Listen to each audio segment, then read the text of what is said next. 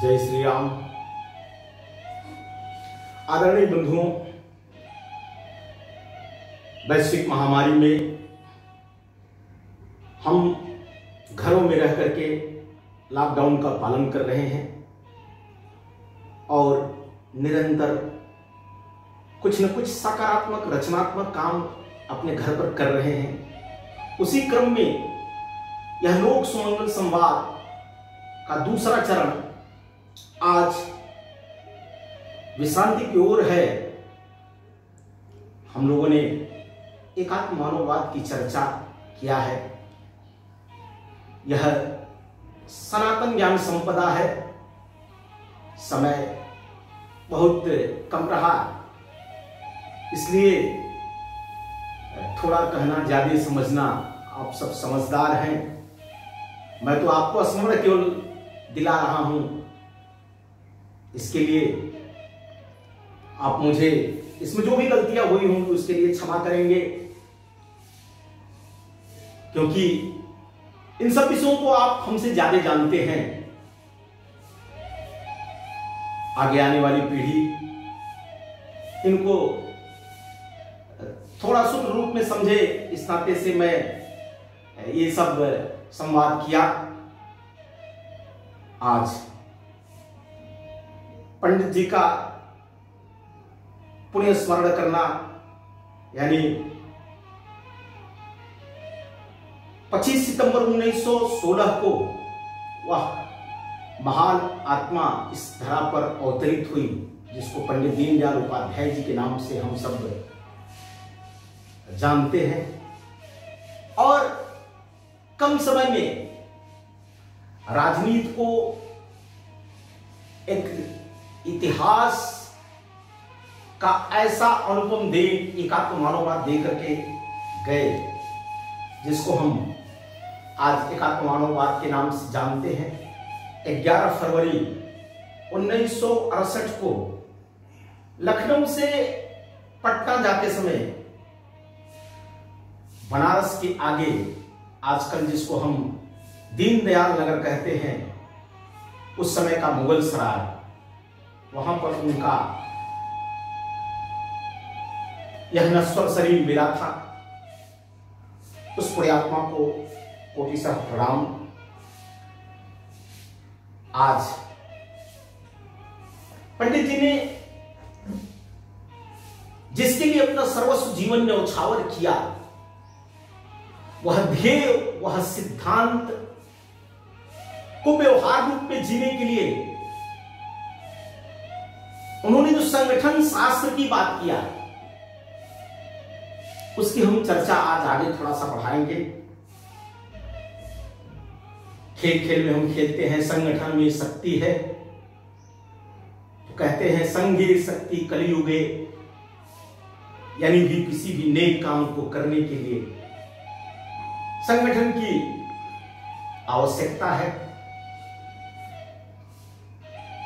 दीनदयाल जी ने सामाजिक जीवन में परिवर्तन के लिए, राजनीतिक जीवन में परिवर्तन के लिए, भारत को परम वैभव की शिखर पर स्थापित करने के लिए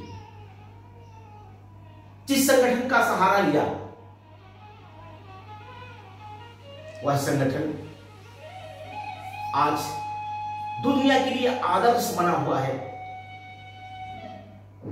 वह है सांस्कृतिक संगठन राष्ट्रीय स्वयंसेवक संघ,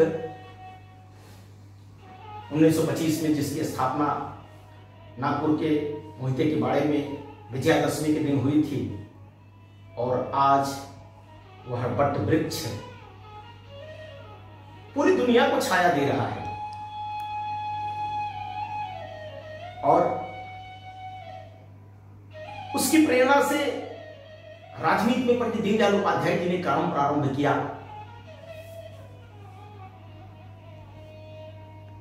और हम कहते हैं कि दीनदयाल जी राजनीति के क्षेत्र में जाना नहीं चाहते थे,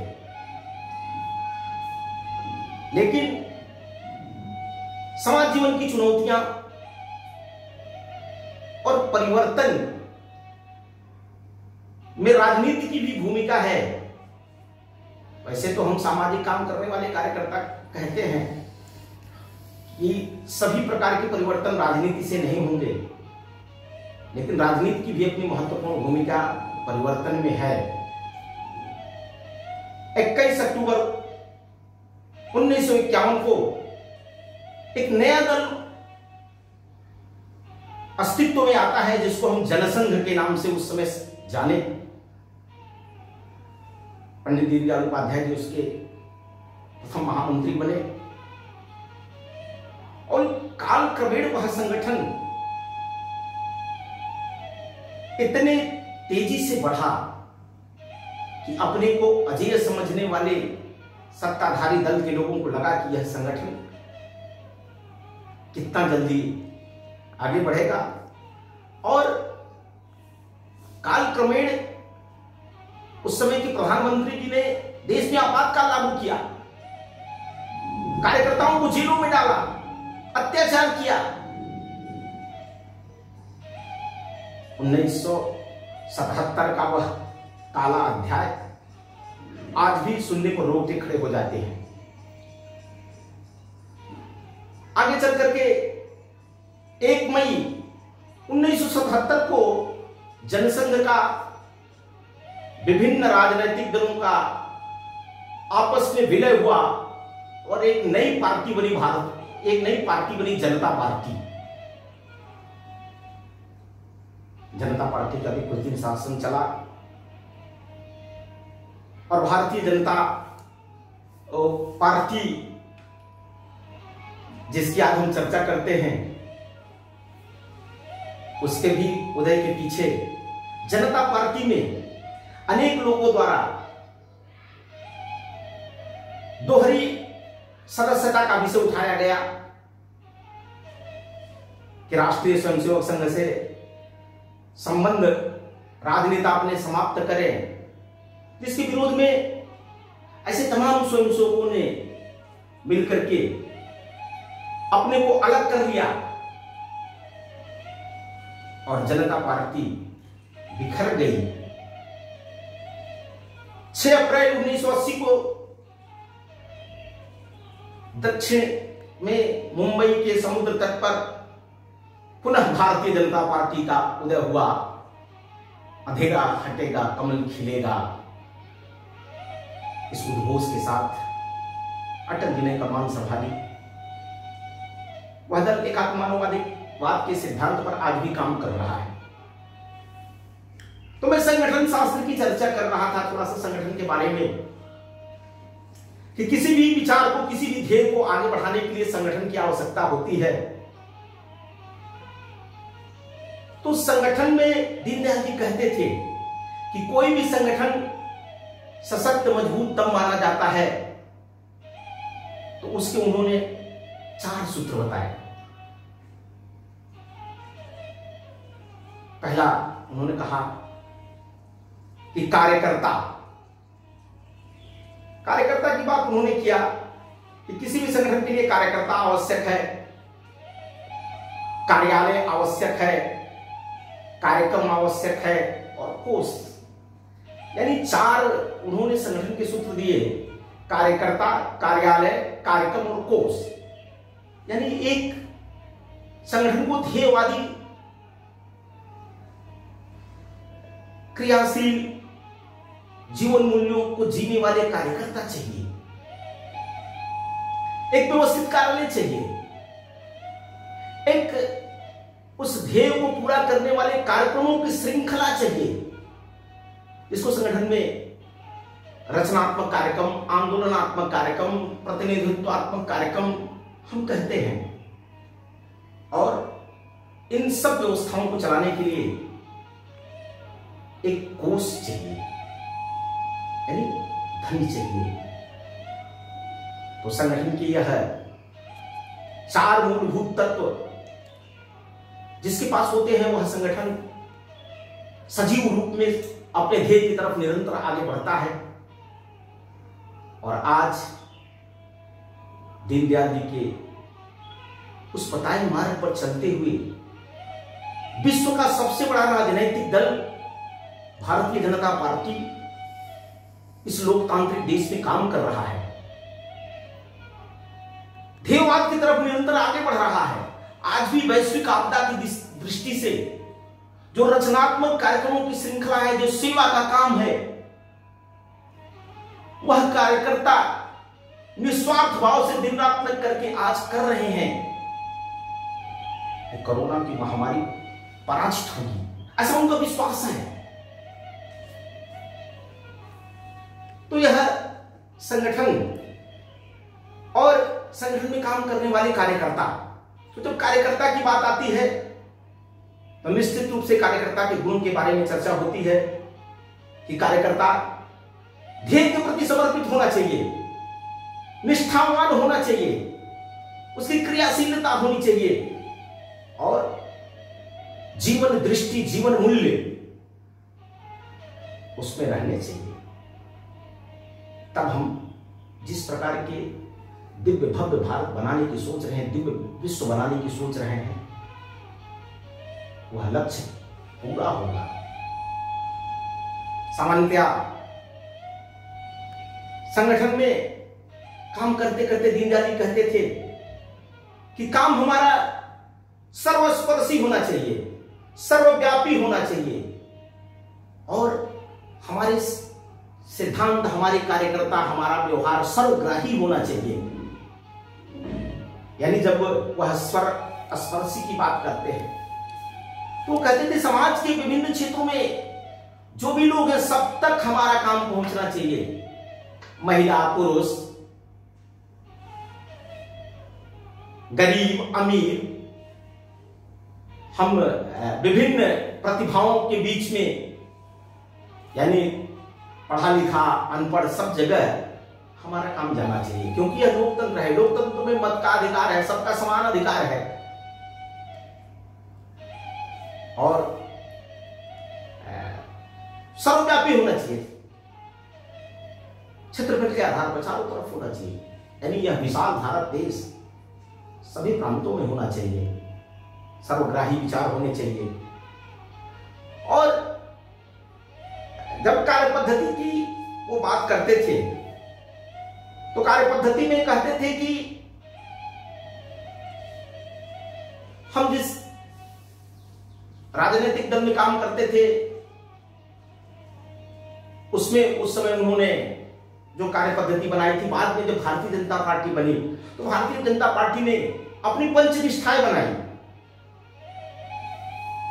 जिसमें लोकतंत्र, पंथ निरपेक्षता, राष्ट्रीय एकात्मता, गांधीवादी समाजवाद और मूल्य आधारित राजनीति, ऐसे पंचनिष्ठाओं की जहां बात की गई, जिसकी चर्चा की गई,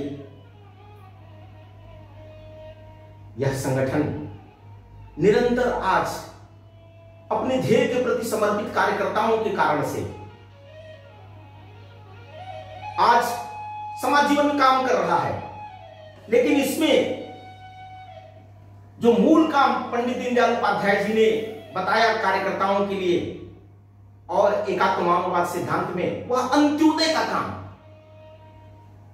लक्ष्य अंत्योदय, प्रणय अंत्योदय, पथ अंत्योदय, यानी सामाजिक समरसता की दृष्टि से, मानवता की दृष्टि से, एकात्मता की दृष्टि से हम भारत भव्य बनाना चाहते हैं तो विकास के क्रम में सबसे निचले बिंदु पर जो व्यक्ति खड़ा हुआ है, हम उसकी पहले चिंता करेंगे। यानी वह कहते थे कि प्रकृति, विकृति, संस्कृति की जब वह चर्चा करते थे तो कमाने वाला खाएगा, कमा करके खाएगा, यह प्रकृति है, दूसरे का छीन करके खाया गया, यह विकृति है, और कमा करके दूसरे को खिलाएगा, यह संस्कृति है। यानी परस्पर स्वावलंबन की बात, पारस्परिकता की बात, सामूहिकता की बात, दीनदयाल जी का जब हम अध्ययन करेंगे, इस नाते से एक राजनीतिक सामाजिक कार्यकर्ता को दीनदयाल जी को पढ़ना चाहिए। हम जिस लक्ष्य की तरफ बढ़ रहे हैं उसमें काम करने के लिए हम पथ पर जिस पर चल रहे हैं उस पर स्वाध्याय निरंतर होना चाहिए, यह बहुत ही आवश्यक है। इस तरह से जब हम पश्चिम के वैभव की बात करते हैं तो वहां धन संपदा का सिद्धांत है, भोग का सिद्धांत है, और भारतीय चिंतन सनातन ज्ञान संपदा का है। यहां ज्ञान रहा है, उसके आधार पर हम अपनी ज्ञान संपदा की बढ़ोतरी करें, उसका अध्ययन करके समाज जीवन में हम जिस प्रकार का भव्य भारत बनाना चाहते हैं। यानी हम कहते हैं ना कि नर से नारायण बनना और धरती को स्वर्ग बनाना, यह हमारा ध्येय है, यह उद्देश्य है। नहीं दरिद्र को दुखी न दीना, ऐसे समाज की रचना करना हम चाहते हैं। यह राम का देश है, यह कृष्ण का देश है, यहां सनातन संस्कृति रही है। फिर भी अगर हम चेते नहीं तो हम गुलाम भी हुए। यानी हम अपने अंदर की विकृतियों को, समाज की विकृतियों को, राष्ट्र की विकृतियों को धीरे धीरे निकालना और सद्गुणों का समावेश करना, ज्ञान आधारित, विज्ञान आधारित वैभवशाली भारत को बनाना है, समाज को बनाना है। एकात्म मानववाद के सिद्धांत पर हमको निरंतर आगे बढ़ना पड़ेगा। एक कार्यकर्ता होने के नाते से मूल्य आधारित जीवन जीने की बात हो, चाहे मूल्य आधारित राजनीति करने की बात हो, हमको खुद को समर्पित करना पड़ेगा। यानी व्यक्ति बनेगा तो परिवार बनेगा, परिवार बनेगा तो राष्ट्र बनेगा, समाज बनेगा, विश्व बनेगा, सृष्टि रहेगी। और तब हम कह सकते हैं कि विश्व का कल्याण हो, प्राणियों में सद्भावना हो, हमारे संकल्प तब पूरा होंगे। हम जिस एकात्मता की बात कर रहे हैं, जिस मानवता की बात कर रहे हैं, जिस सामाजिकता की बात कर रहे हैं, उस पर प्रथम पुरुषी विचार, यानी हम कार्यकर्ता जैसा भारत बनाना चाहते हैं, वैसा भारत बनाने के लिए चरैवेति के सिद्धांत पर निरंतर आगे बढ़ना पड़ेगा और निस्वार्थ भाव से समाज और देश की सेवा करनी पड़ेगी। तब यह देश सुखमय होगा, आनंदमय होगा, अपना भी जीवन आनंदमय होगा, परमानंद की प्राप्ति होगी। और इसमें भगवान हमारा, ईश्वर हमारा सहयोग करे, ऐसी प्रार्थना करते हुए आज इस लोक सुमंगल संवाद को हम विराम देते हैं। प्रणाम, फिर मिलेंगे।